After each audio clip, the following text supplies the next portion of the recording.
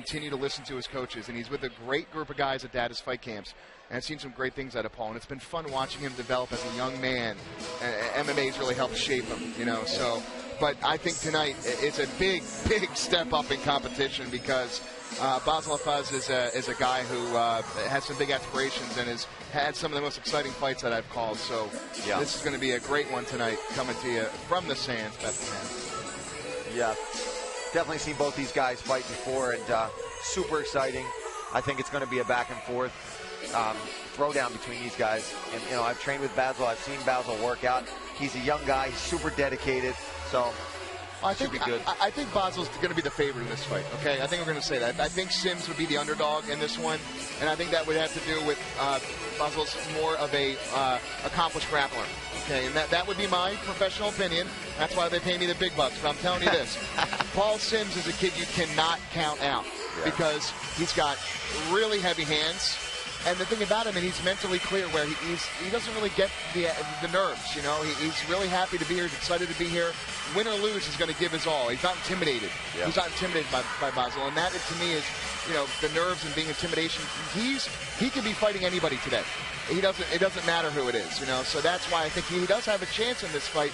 I think if I were Bassil and his coaches, I would say jump on this guy, take him mentally out of the fight. Don't give him any confidence. Yeah, don't let him get into his rhythm, find his range. You know, you really want to, when you're the underdog, sometimes the best thing you can do is come out and get in your opponent's face, throw a big bomb, and let them know, you know what? I'm here to beat you, and I'm not afraid of you either. Because what goes on in those, you know, those rounds, that's those rounds. Outside of that, really doesn't matter. That's why I'm not a big fan of the social media, the talking in the ring, talking outside the ring. You know, anybody can do that, but when you're in that cage, that's your chance to make your statement. Yeah. And that's Sims. He's a very soft-spoken guy, you'll see, but really green, really talented. He's come a long way with his coaching staff at Dada's fight camps. They're very proud of him. Literally walked in off the street one day and said, hey, I'd like to try this. So as Paul Sims makes his way into the cage, he'll be in the Hayabusa shorts and the blue gloves.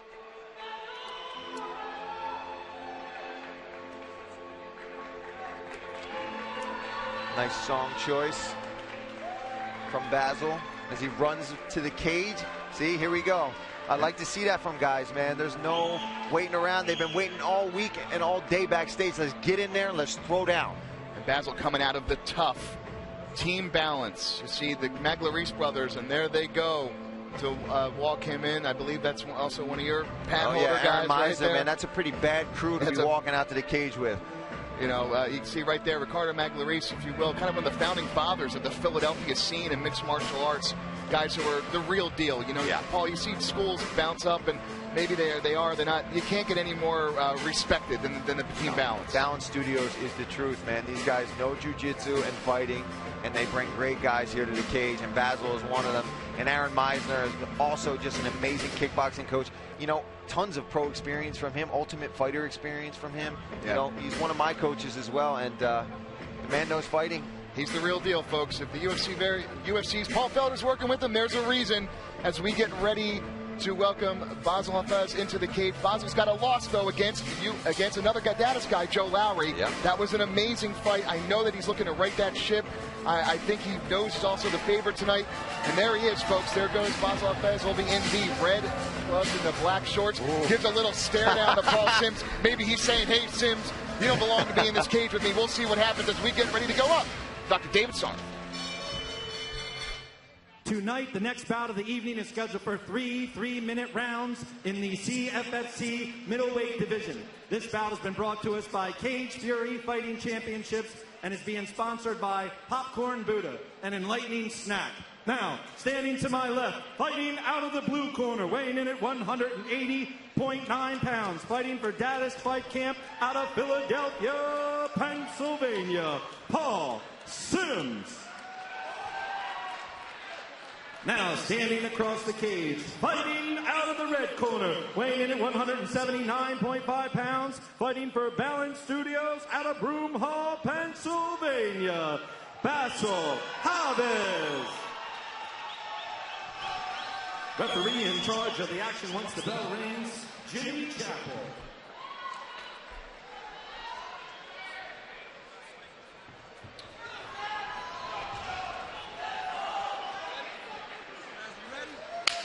And here we are, folks. Hafez versus Sims. Get ready for what is going to be some big shots. These guys are looking to throw, Brian. Just from the stare down. Nice double leg by Bassil. Well timed through the hands to get him thinking about it, and then shot right in underneath of it. Looking to pass to side control. Does a great job. He's got to try to just secure the position here, though. We've seen that all night tonight. Guys rush things, and they get swept. Both guys are really strong in the 180 area. You'll see as we look, Hafez has got maybe a game team. Sims does a nice job of getting back to his feet. Beautiful knee to the body by Bassil. Big overhand right. These guys are both landing. Oh, he drops him. He's shooting in, but he's not all there. Sims ate a big right hand from Bassil there. That could be trouble. Sims could be rocked. He's going to have to compose himself. He looks like he recovered, and he lands an uppercut of his own there. Sims has got to tuck that chin. He's got the guillotine, Ryan.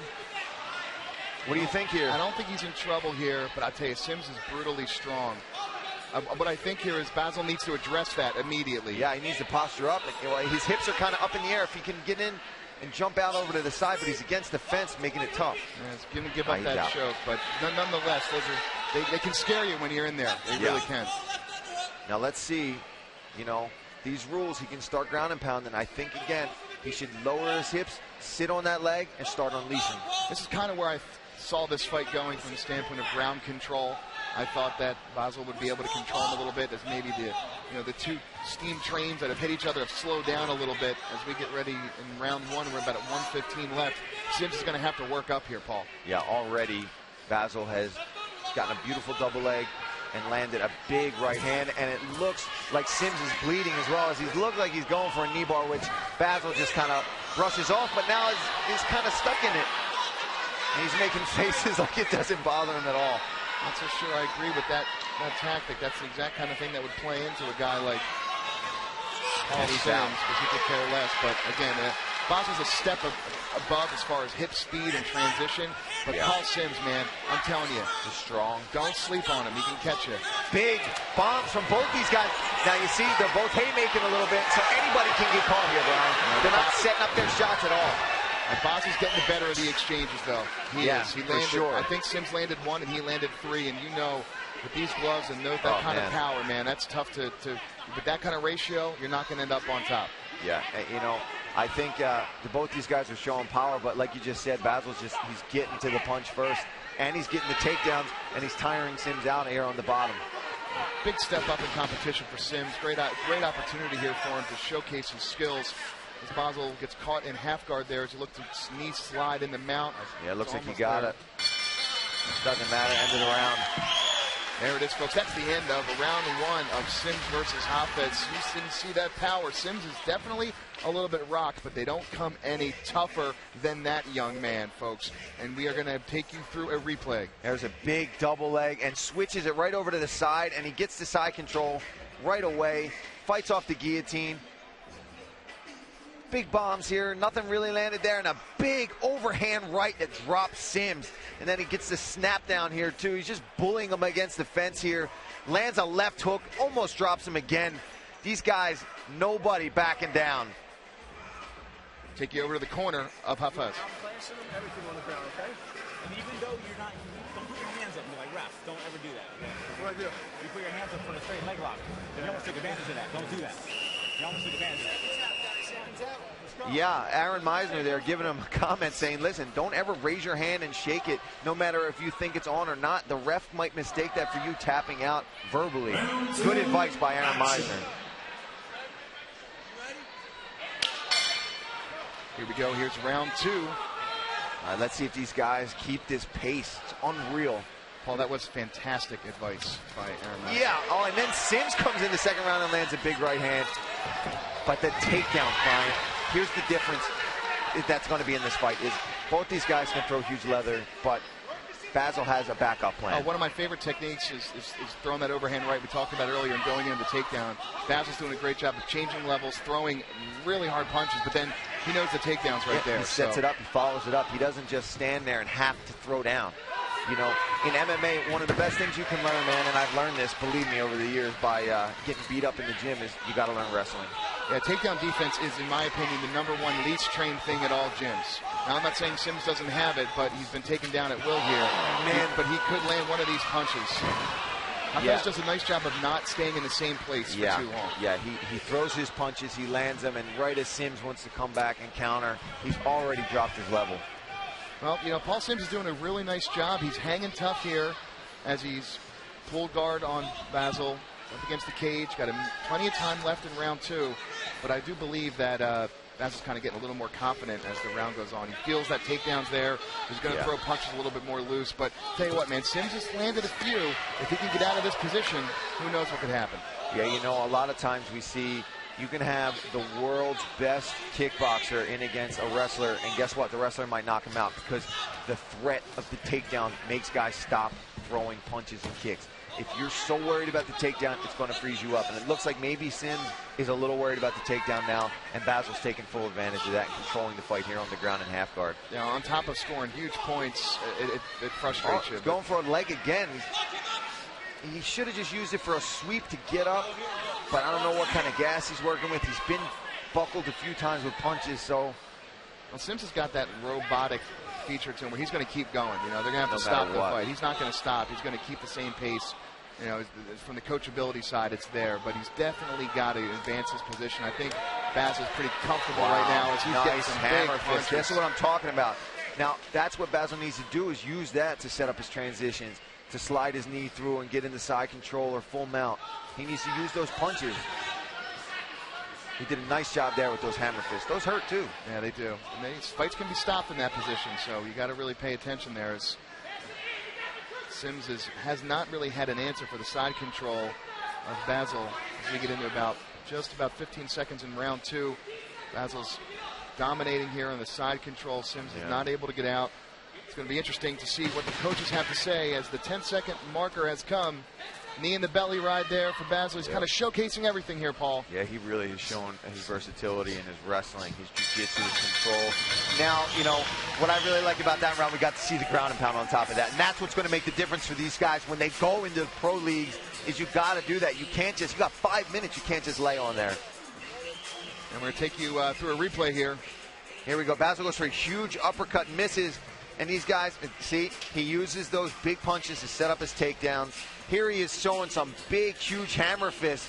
This guy, you know, Sims just covered up. This is when he should have passed the guard right here. It was a perfect time, but Bassil still does a great job of ground pound. Now we're going to take you into the corner. Try to put him on his back. Keep the hands up in the when you strike. Combinations in and out. We got to keep that chin tucked. Or take down the shot. You pick your shot, though. You don't have to exchange wild. Now look for that overhand. Look for that counter. Establish with your jab. You can throw leg kicks too. He's going to look to shoot again off your combination. Let's go. Last round. Come on. There you hear Bob Peach, coach of Paul Sims, telling him exactly, Paul, what's going to happen. Telling him that takedown's coming, and he's got to keep his hands up and not to swing wild is what he was telling him. I completely agree with that advice. Yeah, he's got to look for a clean strike, not bomb with Bassil, because that's how he's going to get taken down. Bob Peach at Dada's Fight Camps, long-time staple there. Great coach, very knowledgeable guy. Some big punches again from Bassil. These guys are clashing a little bit, which is working to Bassil's advantage, because then he's clinching up here, and this is where he's already shown that he's the better guy. Going for another takedown and gets it. We are in the third and final round. Bassil Hafez versus Paul Sims. This is where I want to see him ground and pound. He's got the knee on the belly there. He's got the mount. He's got to start loading up on punches and posture up here a little bit. Knowing Bassil a little bit, I think he wants to finish this fight. He does not want this to go to the judges. No, and you never should. I don't care if you're 10-0 as a pro or 1-0 as an amateur. You should always be looking to finish your fights. He's not going to be satisfied. There it is, Brian. Big punches. You know, Sims turtles over, and you know, you said previously, great job of the hips to flatten him out. Yep. This could be stopped. If, I think this is going to be it. If he keeps flattening him out. If he can't find an answer for this, Sims is going to be in big trouble. He's looking for big punches from Bassil. Oh my, these are great. This is great, a great display of ground and pound. Everywhere he goes, he's on top of him. He bucks a little wild, and he still manages to keep that position. Good job by Bassil there. But Sims working hard to get out. Handful tonight, man. Paul Sims, tough kid, hanging in there, doing everything he can, but just doesn't. That's going to be it. There's the tap. I think he was broken, Paul. Yeah. I really think he was broken before that. You know, tough kid, did what he could. He seemed he's a little shooken up there. But hey, Paul Felder, let's talk about this. Let's give Bassil the credit. But when you're Paul Sims and you have a loss like that, you grow from that loss. Oh, yeah. I mean, that's, 3 rounds with one of the toughest guys in Philadelphia, especially at this level. I mean, these guys were both showing that they're good everywhere. You got to take this loss and learn from it. Great job from Bassil. And I know that his coaches are going to tell him that, but let's talk about your victory here. Out of team balance, Bassil Hafez coming in right in the ship. He looked the best I've ever seen him, ladies and gentlemen. He was polished. His takedowns were set up by strikes.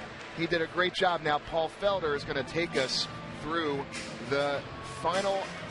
All right, now when you take a look at this replay, what you're not seeing here is the amazing ground and pound that Bassil put on Sims here to get him to open up his neck and just go desperate to get out of here. And that opened up the neck for him to slide it in right here and get the gable grip. Rear naked choke, slides him over and finishes him. What a beautiful job by Bassil. Great job by Bassil. We're going to go to Dr. David Sarnoff for the official announcement. Ladies and gentlemen, this bout was stopped at 1 minute and 30 seconds in the 3rd round. Winner by way of the rear naked choke out of the red corner, Bassil Hafez.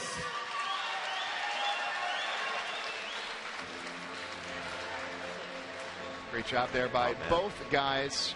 I'm telling you, that is a huge experience for Paul Sims out of Dada's fight camps. I believe his coaches will make him feel good about that in a week or so when the ice packs have come off. But hey, Bassil, we knew this guy was tough. He's someone who I think is now going to make that next step into going pro. For sure. You don't hear the Maglarice brothers